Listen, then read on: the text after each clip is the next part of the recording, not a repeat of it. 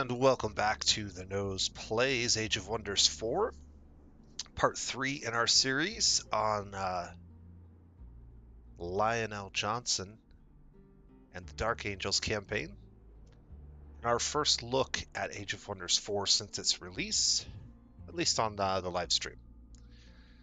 So we're on turn 5, and we're doing a pretty good job so far. I am not particularly thrilled with the map generation at the moment. We're sort of bottled up in the corner of this map. And Age of Wonders has always had like this map design where when you zoom out, you get what looks like a physical map on the table of the area. And it's really nice to be able to visually see certain details of the map. But one of the things that we're going to have a hard time with is we really only have one direction to expand. And we already have a free city there that we've captured. It would have been really nice if they had expanded south instead of to the north towards us, because that would have given us more territory to grab. This ocean is doing a little bit of damage to our real estate. And so we really need to get some more scouts and see what's going on over here. I may also, in this particular playthrough, need to get the seafaring ability early so that we can send scouts across the water, because that's just going to be better. One little interesting thing that I've noticed is that the map up here is not always centered like it would be over here. And so what you're seeing here, these black edges, are actually the borders of the map. So even though we're in the top corner of the map, it's not going to show up as us being in the top corner of this little mini map necessarily. So that's an important distinction to be aware of. But if you do see these black border lines, you can know that those are the edges of the map, and you cannot go beyond anything with black borders. So interesting little detail there that I just recently noticed.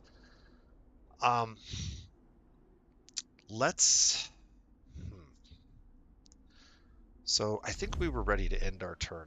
Maybe not. Let's take a look at this. So we've moved up negotiations with the East Watch City, which is the one that's just south of us, have moved up to a pact of loyalty, pact of cooperation. Pact of loyalty is up next. So what this pact of cooperation does, if I mouse over it here, is it enables trading, and then magic materials can be traded. So I think we did look at this in the last video, but we'll go ahead and clear that. And then it looks like my units use some of their movement, but not all of it. Yeah, so we cleared that camp over here. I remember now. And we were preparing to maybe move over here and clear this one. But unfortunately, I don't have enough movement to get into any kind of friendly territory.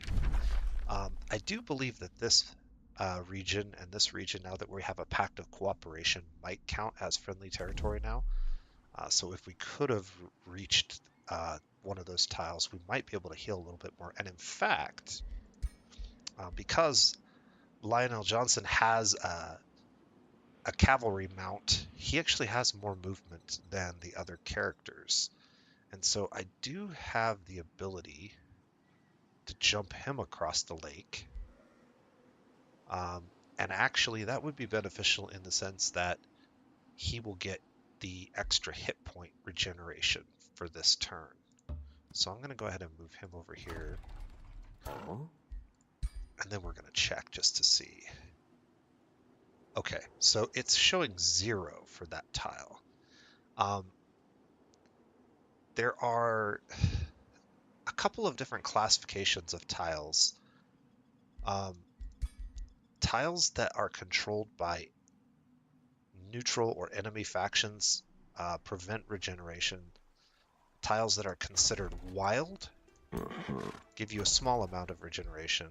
And so because we haven't moved up high enough, it might be a pact of loyalty. It might be a pact of loyalty or a complete vassalage. It doesn't specify in any of these details unless I'm just reading over it and not seeing it. But at some point, it will allow us to heal in these territories, just like it does our normal territories. So I actually did a bad thing, and now he's going to get no healing this turn, where these guys are still going to get 5. So always check if you're not sure and you're trying to heal up units, if there's any surrounding territory that might be beneficial for them for healing purposes. But we'll go ahead and end the turn and get going.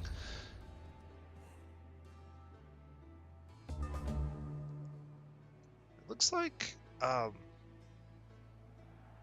just out of curiosity, okay. We do have 2 scouts. One of them just took off down this underground passage. We haven't talked a ton about the underground passages. They're designated on this map by this little white up and down arrow. And we did look at that before. But now there's actually something revealed down here. And we'll talk more about this at another point in the game. But I do need to get some more scouts. And right now we're building another wild speaker.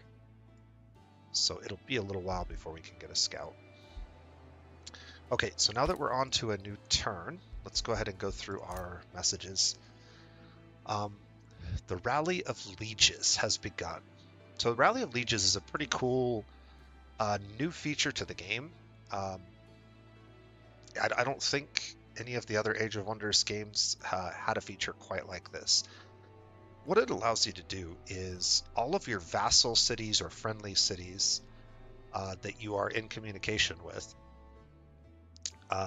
ever so many turns, it's going to offer you the option to recruit some of their military units.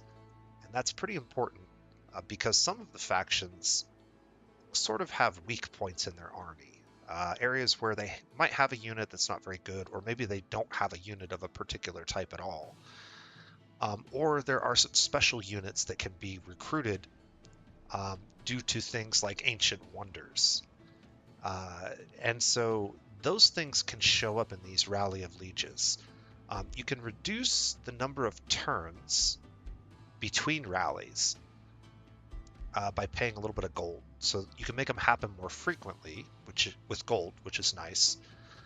The other thing is you get these rally points, these recruitment points, and these build up over time as you get certain tech done in your city, and as your cities grow and as your power as a hero grows, you basically are able to attract more units. And the more powerful units have a higher cost, so we can recruit 5 points worth of units, and you'll see that once they pop up here in about 11 turns. But this is a really neat way to very rapidly deploy an army. It costs gold, but it's much cheaper than it would normally cost to recruit these units. And in addition to that, they get built relatively quickly, so within a couple of turns. As far as I can tell, they're always going to go to your throne city. You don't have the option of redirecting them to another city, but you do have the option of redirecting them to another location with certain buildings that can change the spawn points of armies in your throne city. And we'll probably look at one of those here pretty soon. But just something to be aware of. And then we did talk a little bit about this in one of the last videos, but now we're actually building up enough points that we're unlocking some of these abilities. So let's go ahead and zoom in a little bit and we can take a look at what we have going on. And what you're going to notice first of all is that because we're getting 4 points a turn of the nature affinity, We're filling up this meter a little bit faster than we're filling up the order affinity. And as we collect more of these affinity points throughout the game, these things will accelerate. Um, these are pretty long chains. It does take quite a while to get to the end of them. But we have access to 3 different abilities. So the first one is an order affinity. And this basically says destroying infestations, which are those red zones that have monster dens with respawns, or conquering free cities, which are kind of like the one below, but maybe hostile towards us, will grant plus 300 relations with all other free cities for 10 turns. So this can be a really great way to boost your relationship with other cities and help accelerate your deals with them, get better trade, negotiations with them, all kinds of cool stuff. So if you're looking to pick up a bunch of vassals, using this and then collecting infestations or conquering free cities is a great way to do that. If you're planning on doing that anytime soon, this will cost you 50 Imperium and it lasts for the rest of the game. In the nature affinity, we have 2 different traits. The first one is fruitful integration. And so what this means is that anytime we found a new city or we try to absorb an existing city into our empire, it'll take several turns. This will reduce the number of turns by 2. So we can get these cities a lot faster. And in addition to that, they will all start with +1 population. So if you're getting close to the point where you want to start collecting cities from sites that you're conquering or from outposts that you've laid down and you want to convert those outposts into cities, this is a really cool way to help accelerate their initial start. Another great acceleration talent you could pick up is this one, farms grant +5 food. And that's pretty significant. That's basically double the food that a normal farm would produce. This talent is interesting because on the one hand, it greatly increases the productiveness of farms. On the other hand, farms are probably one of the least valuable buildings that you can build in most Age of Wonders campaigns. And that's because as you grow, it's going to affect your morale of your city. And so the faster you grow, the more you're going to have to deal with the happiness of your city. And you can actually outpace your income. So you can grow so fast that you really don't have the income and some of the other things you need um, to really benefit from this. So there's a really fine balancing point that I haven't quite figured out just yet. Going all in on farms is interesting because you can really expand your empire very rapidly and grow and stretch out in a direction, capture a whole bunch of really cool points. But at the same time, the output of your city can tank really dramatically with percent negative modifiers if you do not address them through other means. So this can be a little hit or miss. The other thing that this one is something that you're going to have to pay attention to, and we can use this button up here, is the types of regions around your city are not always going to be able to build farms. Now, in this particular playthrough, we have pretty much every region around us able to build farms. 2 of the only regions that weren't able to, or I think these are still able to build farms, but also had other options, were this one and this one. So I built the forester and the quarry there. But if we wanted to go all in on farms, we could. The issue I have with that is with Eastwatch right here, I don't really know what we do to expand. Because once we grab all these tiles, and I guess we could start grabbing ocean tiles, which have some interesting perks, it gets a little bit interesting because we are kind of bottled up in this corner.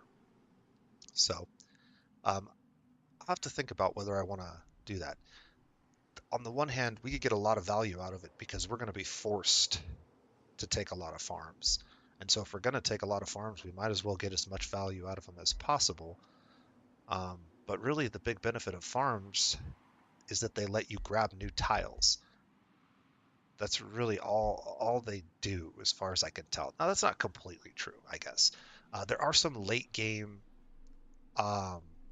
buildings that give you bonuses based on your population. And so having a large population, even if you're not grabbing tiles, eventually does have an economic value. But all they do in the early game is basically accelerate the rate at which you can grab tiles, specifically without spending Imperium. So you can always accelerate your tile collecting like we did for these two by using your Imperium. But the farms basically do it for you passively and rapidly. So let's come back to this page real quick. We already have 2 farms, so this is basically 10 free food. We don't have any plans to conquer any infestations or cities in the immediate turn, and so we should probably just save our Imperium. And we're not going to be growing any more cities. So let's go ahead and grab this, since we are going to have to lean heavily into farms, whether we want to or not. And we'll see if it pays off for us. It's a bold strategy, Cotton.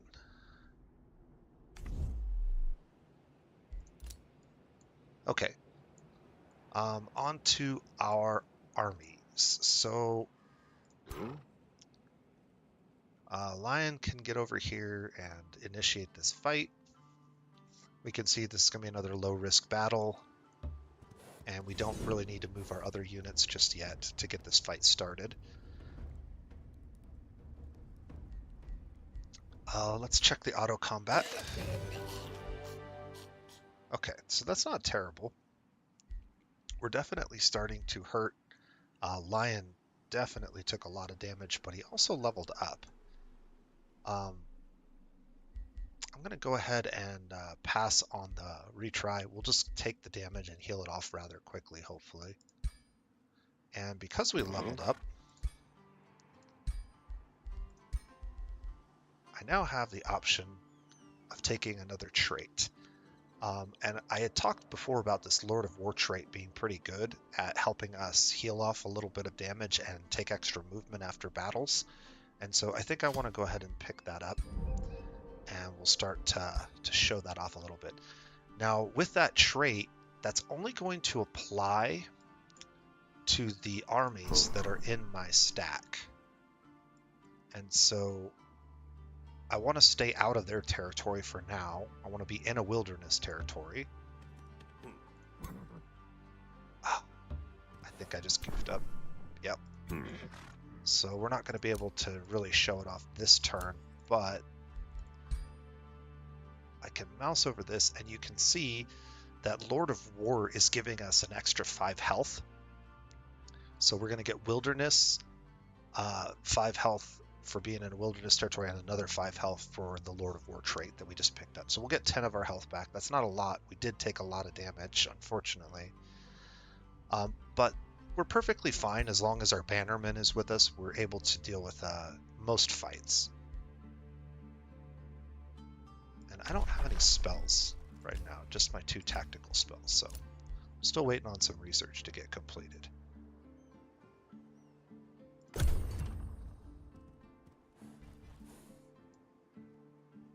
Okay, well, that's actually good.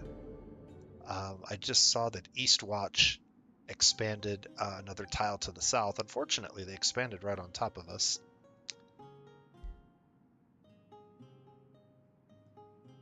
Okay, so this is just a little flavor text here.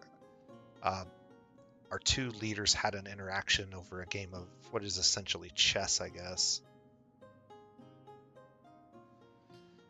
And so I have 3 different options here. I can lose some gold and gain... what is this? Okay, I can win some gold and lose some allegiance with the Eastwatch Free City, which will increase the amount of time it takes to get to a pact of loyalty.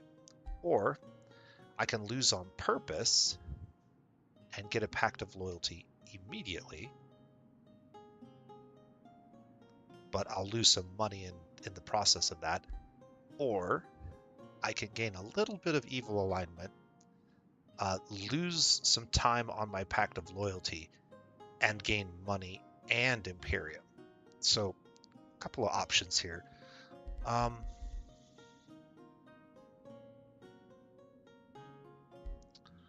tempted to go ahead, since our economy is doing pretty good. We're not doing a whole lot with this gold anyways. Tempted to go ahead and take this one. And that will set us to a pact of loyalty immediately. And now, I think if you were paying attention, you might have noticed the borders of this region have turned green. And I think that's the indication, if I can get this thing to click on my units. Nope, still showing 0 health regeneration. So we must need to get to a vassal before we get healing in friendly territory. Alright, well let's go ahead and get out of their territory. And then let's check again. Okay, so now we're in a wilderness plus our Lord of War trait. So that's good. I guess we'll just keep moving south. And probably take these guys out. Looks like they have some Elven Watchers. It's an enemy ranged unit. And it's a flying enemy ranged unit, no less. We can see that from the wing icon here and the flying, obviously. They must be demonic. Yeah. So they've been upgraded with the Demon Ken trait, which is a spell that you can get later in the game. And it will give your units a couple of traits, including Frenzy, I believe. Immune to fire damage. Alright, so what does this say? So now we have a few more contributions to Rally of Lieges, so we can call some more free armies.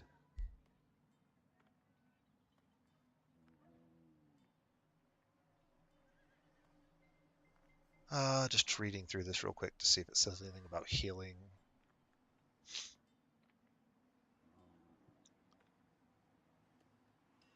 Okay.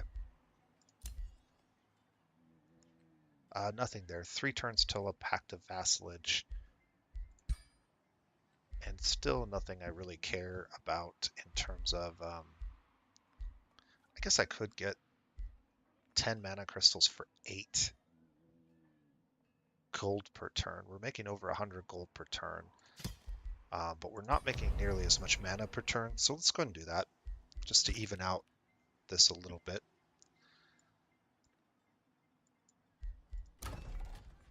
And looky there, our bonuses to farms already paid off a little bit. I have a couple of options here. This tile was one I was really trying to get to because we're going to get some free production.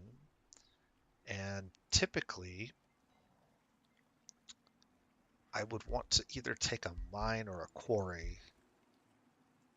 The reason that I would want to take a mine or a quarry is, as you can see, there aren't any other tiles that allow me to take a quarry. So the only way we're ever going to get to 2 quarries down here and get the boosters is if we take it with this tile.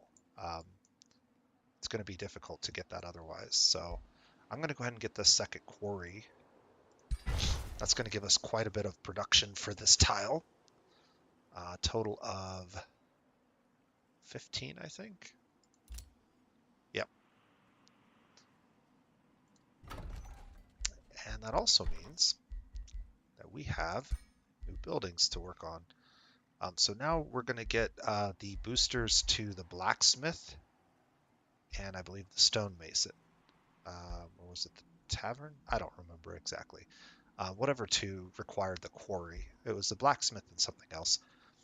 Those were the only ones that were not being boosted the last time we took a look at this. It was the Tithe Shrine. Actually, the Tithe Shrine sounds like a good choice. I really value gold over most other resources.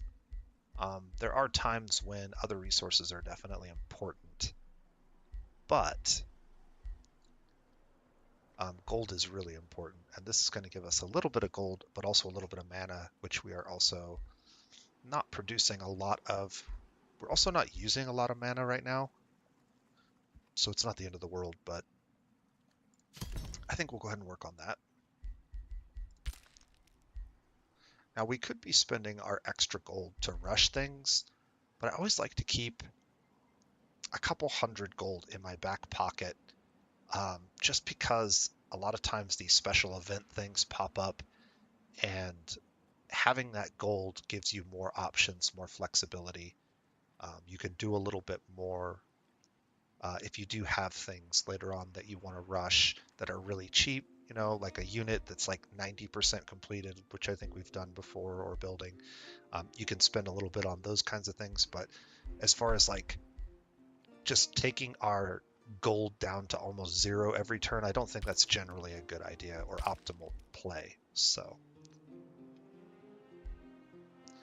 all right, on to another turn.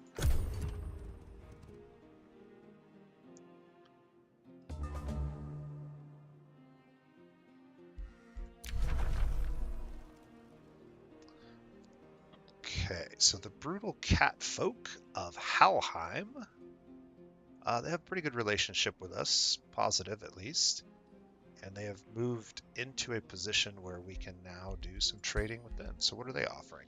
Very similar. In fact, those look almost identical. I think I want to stay at plus 100 gold and not dip below it, but we'll go ahead and leave that for now. And we can go ahead and take this fight. There's also a watchtower over here that I want to grab.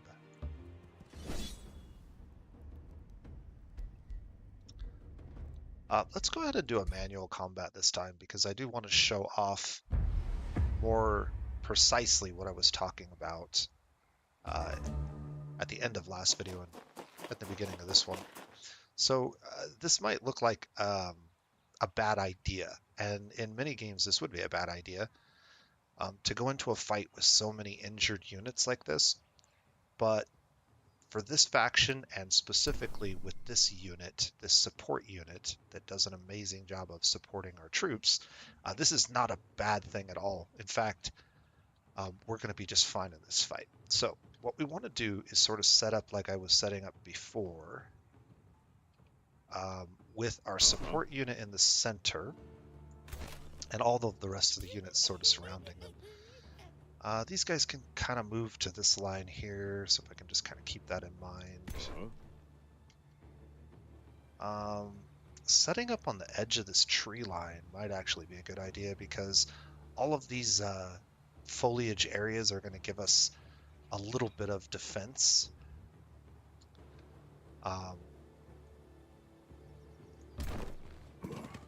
Against ranged attacks. So get those 3 units there. Get our bannermen right smack dab in the middle. And while these guys don't necessarily need it, we'll just move them up here too. And so the first thing that I want to do is I'm going to go ahead and cast this. Now this is an AoE spell that this support unit can cast. It is always cast directly on top of them, and it affects every unit that is next to them. So if you can set up your units like this at the beginning of a fight that are hurting, you can heal off a significant portion of the damage before the fight ever starts. And the reason that you want to use this kind of an ability right away is because most healing abilities have a cooldown. So this is a 3-turn cooldown. I do believe that this counts as one of the 3 turns. So there's a good chance that if this battle goes more than a couple of turns, we'll get an opportunity to cast it again. But basically what we did was we've absorbed like 1 to 2 hits worth of damage on all of these guys. And this shield is something we actually really want these enemies hitting, because every time these guys hit a shield, they're not taking health off of any of these other units. And we're going to lose these shields anyways. So if we can basically waste their actions by absorbing them with these shields, we can have a very efficient fight. We don't really need to move anybody else, so we'll just go ahead and end the turn there and pop all their defenses. And now we're set up for the real fight. So they've got a bunch of ranged units. All of these units have a ranged attack. That's what the skirmisher unit gets. The arrow and the dagger, they have a little bit of both. These units, they don't have any kind of a retaliation attack, but they can be very dangerous if they're in range at the beginning of their turn, because they can shoot up to 3 times. And 12 damage times 3, that can be a significant amount of health if we're not careful. So one of the things we're probably going to want to do is get this unit damaged, and then if possible, try to set up our units in the trees so that any units that do get shot will have a higher chance of evading the damage. We also want to get as close as we can without giving them all of their attacks. So I guess I could move in and attack, but this is usually a bad idea. Since I'm only going to get 1 attack and a retaliation against me, and then they're going to get all of their attacks on their turn. That's usually a bad trade. This would be a better trade. So moving to this tile helps defend against the ranged attacks that are going to be incoming. But it puts me in position to move close to them and get 2 attacks on my turn. So that's what we want to do for now. I'm going to go ahead and reposition these guys to have a facing that I want. And that's going to make sure. Now we are going to put them into defense mode, so the facing isn't as important, but it's still something I want to do in this case. And then my hero, I think I want to just move him in between, but I do have... Oh, I'm not on my hero, sorry. Let's click the right unit here. I do have the option of potentially just charging into range with this. Unfortunately, that does have the potential to make me poisoned. So yeah, I think I'm going to pass on that. The question is, where do I want this hero? Do I want him here? I think I'm going to move him over here.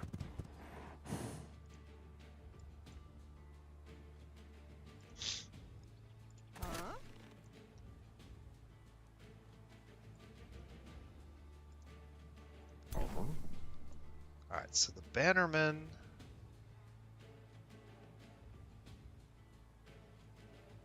can move here and put down some defenses. I think that's okay. And then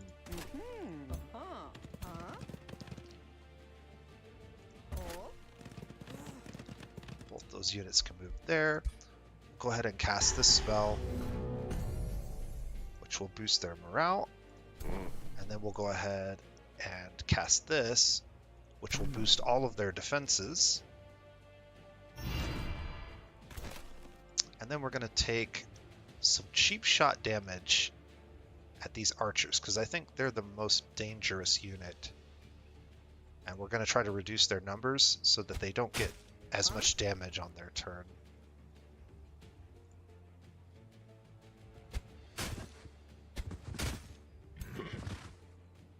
So now we can see that we've reduced Okay, so by moving all the way out here, I avoided the mushroom patch, and I can still charge into combat here and get a little bit more damage on these guys with my hero, which I think I'm going to do because he's pretty safe from these guys' attacks. They're just not going to be tough enough. Skirmisher units are not that tough. He could take a lot of damage here, potentially, but I think he'll be all right. This is also going to force this unit to move in order to attack us with anything, because ranged units generally don't have a base-to-base attack. So that unit's going to be in really bad shape. All right.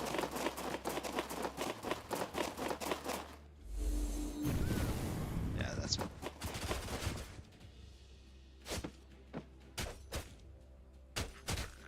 So we lost our shield. That's fine.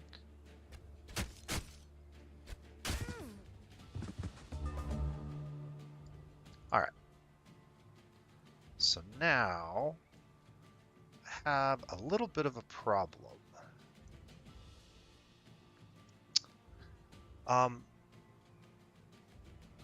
These displacement units are a little bit tricky to deal with. Let's see if we can't deal with these archers first. So I can move this unit to here and pretty much kill these archers.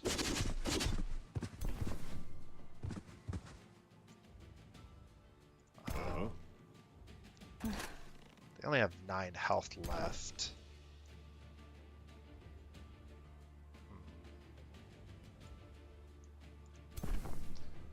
We should have this back next turn. Oh, nope. That first turn doesn't count. So it is 3 turns after you cast it. Okay.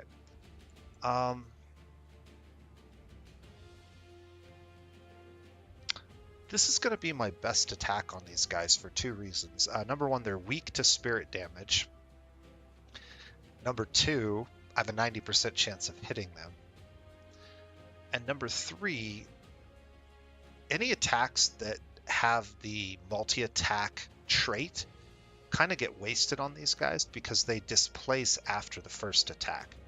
So you want to use units against these enemies with displacement that either have a single powerful magic attack or single powerful melee attack, as opposed to the ones that can take 3 swings. You're going to get more value out of that most of the time. One thing that I could consider doing to just get this guy off the field is casting this spell on him. Didn't really boost the damage as much as I was hoping it would. And I think that's because this is a magic attack, and that spell only lowers physical resistance, not both types. So that might have been a wasted spell.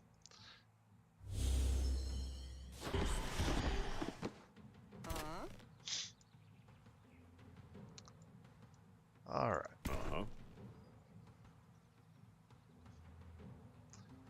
These guys can get 2 attacks and get in base contact with that, so that's what we're going to do for now.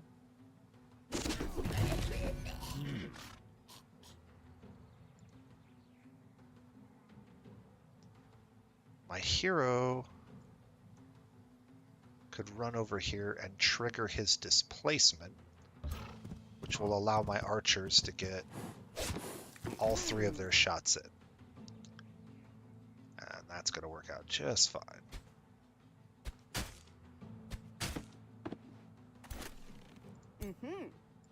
Okay, they don't have a very good shot there. Can I get a better shot? So if I move to there, I get a 90% chance of hitting.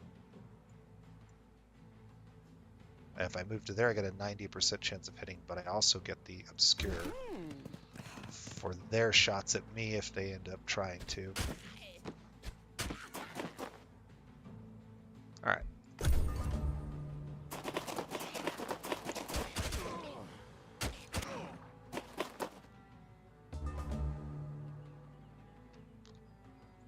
So that unit just stayed there. That's kind of weird. They didn't even try to move away. If they had, they would have gotten a retaliation attack from this guy. It would have been an attack of opportunity for moving out of a zone that you're pinned in. And so it probably would have ended up killing them anyways. That's probably why they just stood there.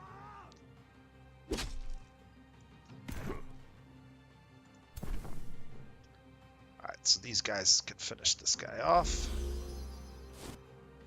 Or they can miss their shots.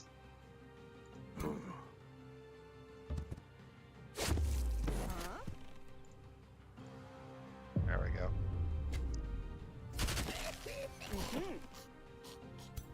Alright. So, again, one of the things that I like to see at the end of a fight is every unit taking a little bit of damage as opposed to one unit taking a bunch of damage. The reason being is that at the end of every turn, in most cases, you're going to heal off some of the damage. And so you get more value out of having everybody slightly injured than you do out of having a single unit tanking all the damage. It actually would have been beneficial if this guy had taken a hit sometime in the game. And maybe one of these guys or him not taking a hit, because we would have healed that off a little faster. But this is perfectly fine. This is easily healed off in one turn of friendly territory. And we're getting really close to demonstrating how to create some fresh friendly territory. Because now that we're south of Eastwatch, I'm going to be looking at the first opportunity I can find to build our first outpost. And an outpost is a really important part of the game that was a little confusing, probably the most confusing part for me, because it does not operate very similarly to previous iterations of the game. So that's an important thing to be aware of. This is what we want to do. So I want to keep these guys together because I want the extra healing from Lord of War. But I do want to grab this watchtower, and then I can move back into contact with my army. And just to double check, yep, we're getting 10 health a turn now. So that's going to be really good for us. Heal off a small amount of that damage. And we get some sight of some of the stuff around us. So, what is this? These are tier 3 support units. They're called Scalds. They're kind of like bards. This is an army that I probably wouldn't want to face until I was fully healed. Or at least in a position to heal everybody to full with my bannermen on turn 1. This army is pretty easy to wipe out. This army doesn't look too bad either. So we've got some nice targets that are going to help us level up our hero. As far as an outpost goes, I'm not seeing anything super exciting. Obviously, there's this city down here, and it could expand this way. Let's zoom out on the mini-map here, and we can sort of see all the excitement is right here on these 3 tiles where those armies are. There's also a pasture node there, and another gold node there. But building an outpost over here, right next door to the city, probably not the most ideal spot. However, it does give us the opportunity to collect this Astral Dew, which has a pretty cool effect. And then we could also expand into this gold node, which basically makes the outpost free. And we can just hold this for as long as we want. If we ever get to a point where this city gets wiped out or we become this becomes our vassal, we can destroy these and then just expand the city into those territories and take them back. So maybe that's what we'll do. We'll send these guys down that way, clear out all this crap, and try to get this gold node and this Astral Dew from an outpost. And then it'll also give us a spot where we can heal up that's a little bit further south.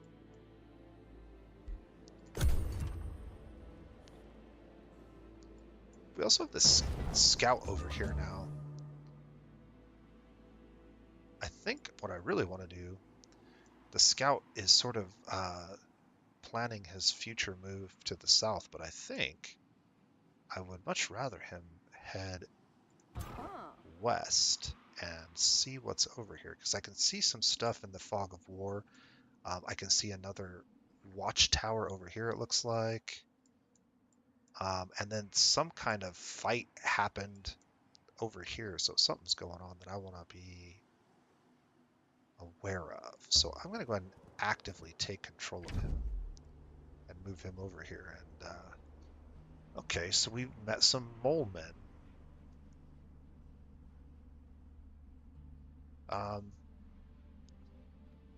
The Ursella greets you cautiously. So our base relations are basically neutral. They're slightly not happy with us. Sending them a gift of gold upon meeting them is something you can always do, and it'll just give you a small boost of relations. Or you could give them a threat, which will kind of do the opposite. Let's go ahead and do this and see if we can be friendly with these guys for now. They do share a similar affinity to us in that they have a lot of nature affinity, and so do we. And they're also neutral, so there's no major penalties or bonuses. That's probably why we're kind of at this neutral state. All right, so that's a start. Okay, you may remember from the last time that we saw the research page that I used the lock to make sure that this would show back up. So this is popped back up in our pool. And we also have Animal Kinship and Signet of Knighthood.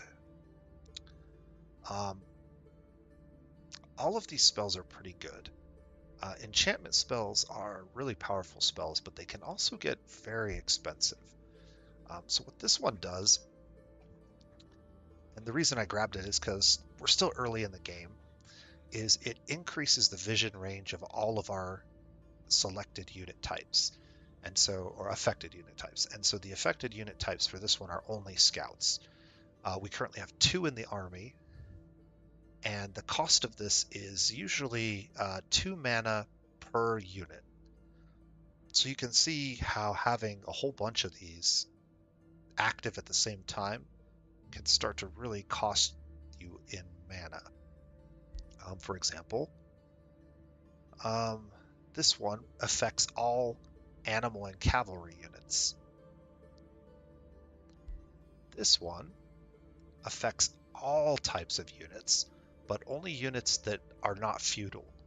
So all of the units that we create, for the most part, are going to be feudal units. So they're already going to have this effect.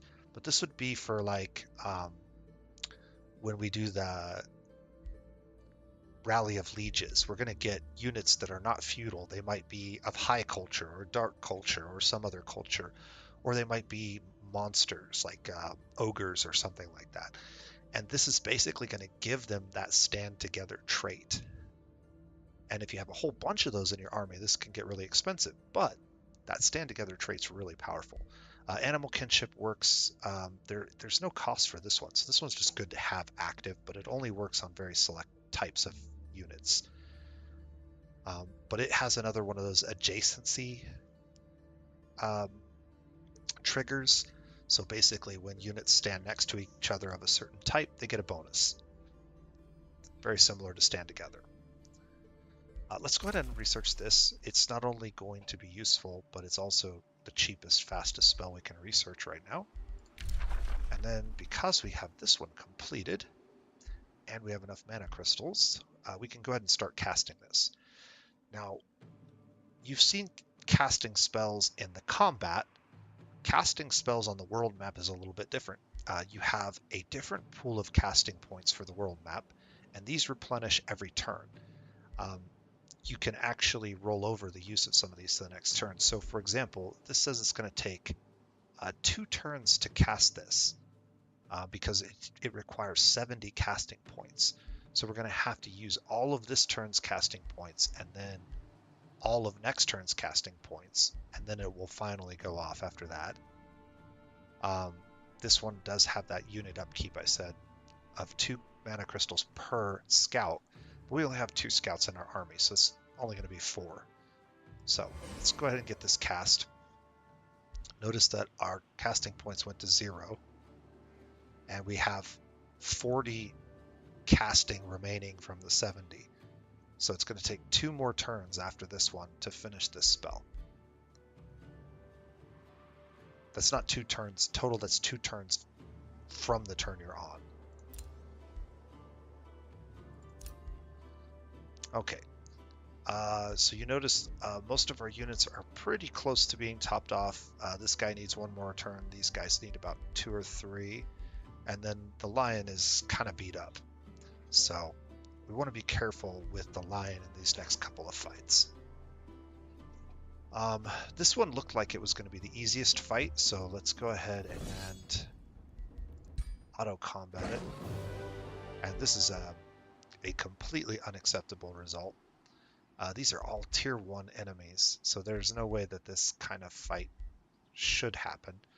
So we'll go ahead and hit the retry in.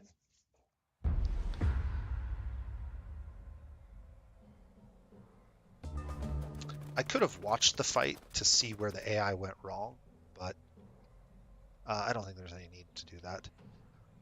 The one thing to keep in mind here is that these have a lot of models in their unit, and so each one of these doggos that gets knocked out reduces the damage of that unit. So even chip damage is going to be effective against these guys. It looks like they can run all the way up to here, so we should probably move to about that distance. Sort of entice them to take a bad trade. The AI almost never does take a bad trade, at least in this opening move. They don't seem to want to do that very often. So let's just kind of move around this tile here. We'll go ahead and move him there. Here, there. And we're all set up to cast our spell at the very beginning of next turn. But this turn, we can go ahead and do our heal.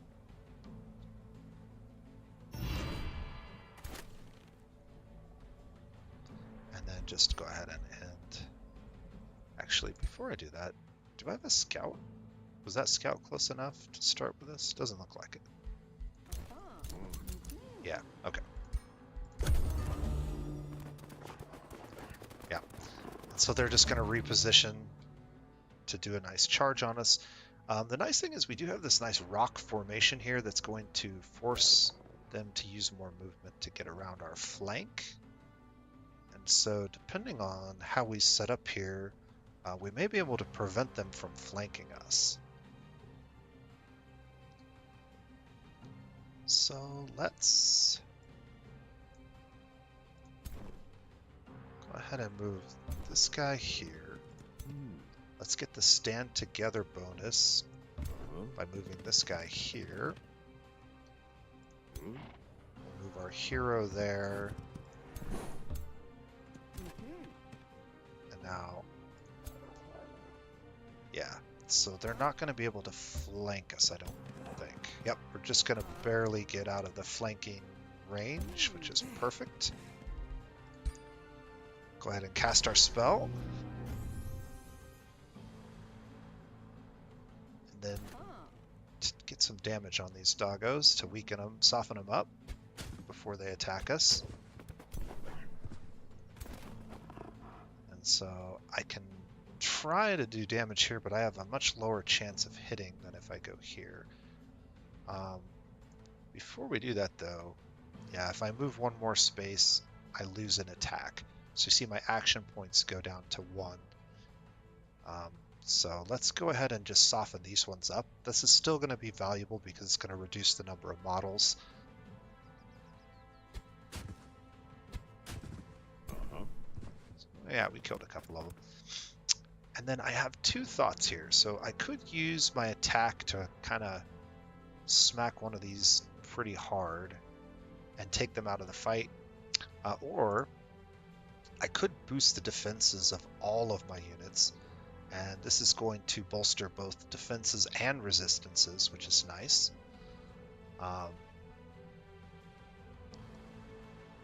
It's only going to give us a stack of 1, though. And I think it's probably just better off to do some damage here. So let's kind of get this unit knocked down to almost nothing. And then we can almost just let retaliation attacks finish it off. We don't have to focus him down once he's really, really weak. This actually might be a situation where now I can move up and kill that. Yeah, let's do that. And then we're still going to force all of these units to move at least 1 to attack me. So this is going to work out really well for us. We're going to get 1 unit out of the game before it even gets to fight. Now, in this situation, I probably don't want to do that because then he's going to get his 3 attacks back on me. So it's probably better to just set up my defenses here. So we'll go ahead and do that. Oh man, I got flanked anyways. Didn't see that coming, but no big deal.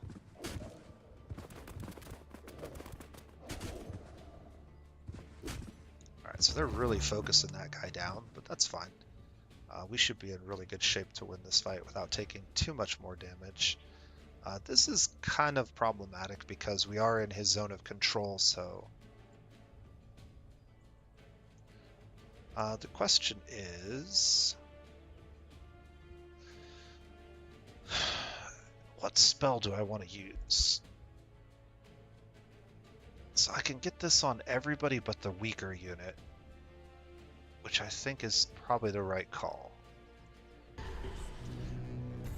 So the bonus morale gives us a significantly higher chance of critting.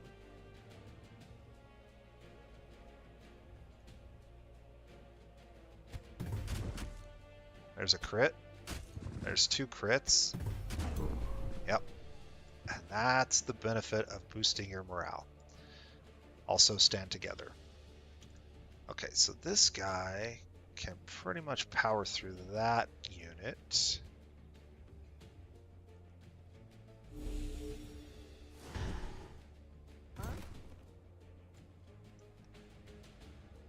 And then these guys can either finish him off, and we'll take a retaliation attack, but it's just going to hit our shield, so that's perfectly fine.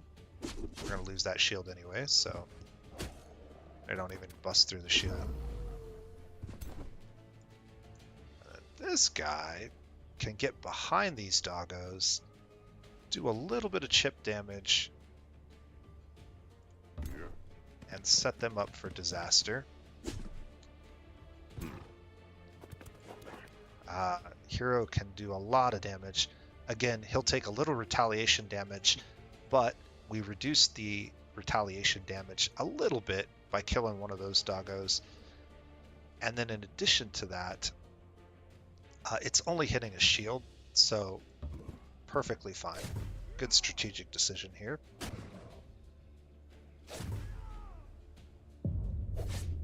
And the crit's going to take him out, so we don't even need the archers. Beautiful. And as you can see, a much better result than what the AI was capable of doing. So, Staff of Radiance. Let's take a look at the Staff of Radiance and compare it to our current sword. We can see that it is a magic attack. It's going to be a single blast, very similar to the blast that our bannermen are using. 20 spirit damage, and a 90% chance of inflicting blind for 1 turn. What is blind, you ask? Well, reduces the accuracy of physical and magic attacks, and it cannot perform retaliation attacks. I did skip the word ranged. I don't know why. Physical, ranged, and magic. So it's basically ranged attacks are very, very difficult to land.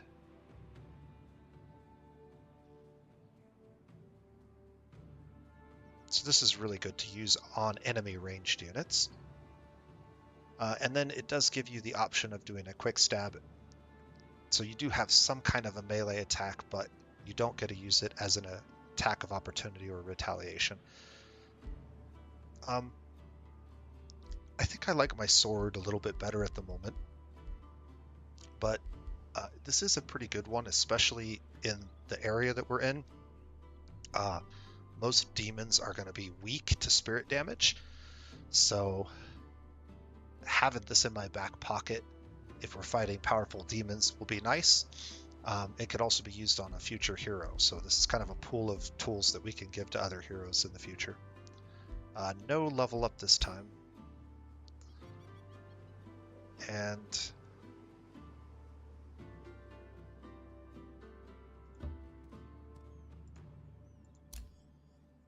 let's see what tile we're in. Okay, so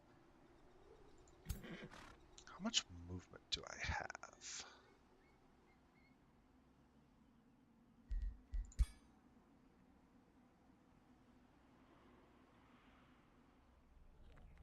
So I can move into his tile, but I can't. I think we're just going to wait. We'll just wait one more turn, and we're pushing on an hour here again, so we'll do one more turn before I... Ooh. So we must have just hit turn 10, which we did. So every 10 turns, a random unclaimed spot is going to spawn one of these dens. And I imagine as the game gets later and later, these are going to get more powerful. But this is a good way to find new things to fight. It's also a good way to have things pop up near your cities that you weren't expecting and get your cities crushed by demons and beasts. Okay, so what I want to do is I need to move into this tile. And from this tile, I cannot establish an outpost adjacent to a city. Okay. So instead of that tile, we're going to have to go to this tile. And I'm going to have to claim this one first. So we can build an outpost over here by this Astral Dew. It will claim the Astral Dew, and we'll get 10 mana crystals and 10 research at the cost of 10 gold per turn. Every outpost you build has an upkeep cost of 10 gold per turn. However, if you can get an outpost that is close enough to a gold vein, you can offset that 10 gold per turn by claiming the gold vein tile either with the outpost or with an annexation, which we'll show you guys probably next video. But I'm going to go ahead and start that. And then I'm not sure I want to take this fight just yet. So before I make a decision, let's go ahead and check what else is going on in the world before we end our turn. So we've now moved up. So once you create a vassal, you have these tiers of vassalage. These are the ones where the happiness with the vassal is really, really low. And you move down this list, your allegiance goes negative, basically. Once you get to about, I think it's this yellow point, they accept their role as a vassal, and they send you a little bit of tribute. And as you improve relations with them over time, that tribute gets bigger and bigger and bigger until you get to the point where you can actually claim the city as your own. We'll talk about that a little bit later, but basically, the faster you can move them up here, the more income we're going to get. So we're going to get a portion of their mana, a portion of their gold, any of the trade resources that they have, like the haste berries or the astral dew, they'll give to us. So that's pretty cool. And you definitely want to collect vassals whenever you get the opportunity. We still have this trade treaty for 7 more turns. That option will pop back up when this is complete, and we'll get to pick a new one. I can also spend Imperium to speed up this process, but I think Imperium's a really important resource, and so I generally don't do this. However, there are some times where it makes sense to. And we'll talk about that later when we encounter it, perhaps, but not right now. First thing is, our Wild Speaker is now completed. So let's take a look at the Wild Speaker. This is a new support type unit that we picked up from our Tome of Beasts. And so the Tomes of Magic also have unique military units that you can sometimes pick up. This is one of them. They have a relatively weak but interesting poison attack. Poison attack does have a chance to cause poison damage over time, but it's just a single target magic attack. We also have like higher than normal resistances, but pretty low physical resistance. So we're going to be better at tanking magic damage than we would, say, arrows. Not a lot of health. Most of the support units have pretty low health pools, but the real benefit here is this one. We can conjure a wild animal. So we'll summon a random tier 1 animal unit. This can only be used once per battle, and this animal unit will not carry over to future battles.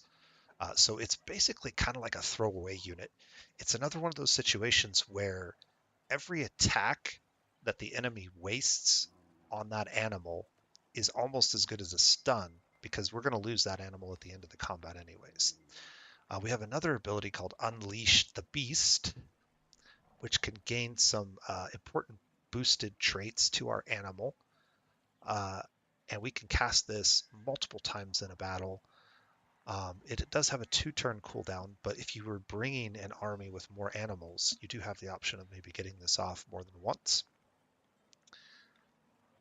Animals in the army have less upkeep, which is nice. So this can help reduce the cost of having an animal-based army. And then they get the cold-blooded trait from our characters because they're Dark Angels. So kind of a cool unit. I like them, and I like the flexibility of having an animal as a throwaway unit that I can just kind of throw into a bad situation and soak up the enemy's turns. Unfortunately, they don't have very high movement, and so it's going to take me 4 turns to get all the way down here. So they're not very likely to be able to help us with these fights if we want to do them soon.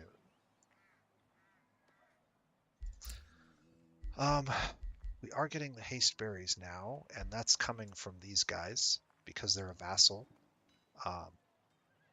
These are automatically included in ours.